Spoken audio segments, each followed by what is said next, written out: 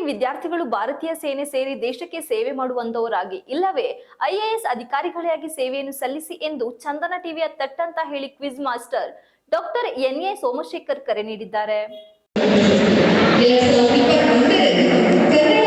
ನಗರದ ಸಾಲಗಾಮೆ ರಸ್ತೆ ಬಳಿ ಇರುವ ಮಲೆನಾಡು ಇಂಜಿನಿಯರಿಂಗ್ ಕಾಲೇಜಿನ ಅರನಹಳ್ಳಿ ರಾಮಸ್ವಾಮಿ ಸಭಾಂಗಣದಲ್ಲಿ ನಡೆದ 2024ರ ಎಂಸಿಇ ಕಾಲೇಜಿನ ವಾರ್ಷಿಕೋತ್ಸವ ಸಮಾರಂಭದಲ್ಲಿ ಮುಖ್ಯ ಅತಿಥಿಯಾಗಿ ಭಾಗವಹಿಸಿ ಮಾತನಾಡಿದ ಅವರು, ಶೈಕ್ಷಣಿಕ ಜೊತೆಗೆ ಪಠ್ಯಾಂತರ ಚಟುವಟಿಕೆಗಳಲ್ಲಿ ಸಕ್ರಿಯವಾಗಿ ಭಾಗವಹಿಸಿ ಸ್ಪರ್ಧಾತ್ಮಕ ಯುಗದಲ್ಲಿ ನಾವೆಲ್ಲರೂ ಎಲ್ಲ ರಂಗದಲ್ಲೂ ಮುಂಚೂಣಿಯಲ್ಲಿ ಭಾಗವಹಿಸಲು ಉತ್ಸಾಹ ಇರಬೇಕು ಎಂದರು.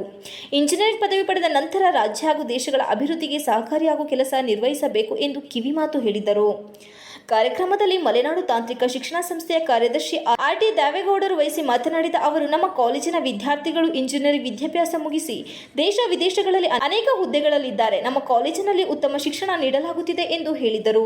ಇದೇ ಸಂದರ್ಭದಲ್ಲಿ ಕಾಲೇಜಿನ 1983ನೇ ಬ್ಯಾಚ್ನ ಹಳೆ ವಿದ್ಯಾರ್ಥಿಗಳು ಪ್ರತಿ ವರ್ಷ ಅತಿ ಹೆಚ್ಚು ಅಂಕ ಪಡೆದು 7 ವಿಭಾಗಗಳ 7 ವಿದ್ಯಾರ್ಥಿಗಳಿಗೆ ಕಾರ್ಯಕ್ರಮದಲ್ಲಿ ಟ್ಯಾಬ್ ಮತ್ತು ಸರ್ಟಿಫಿಕೇಟ್ ನೀಡಲಾಯಿತು.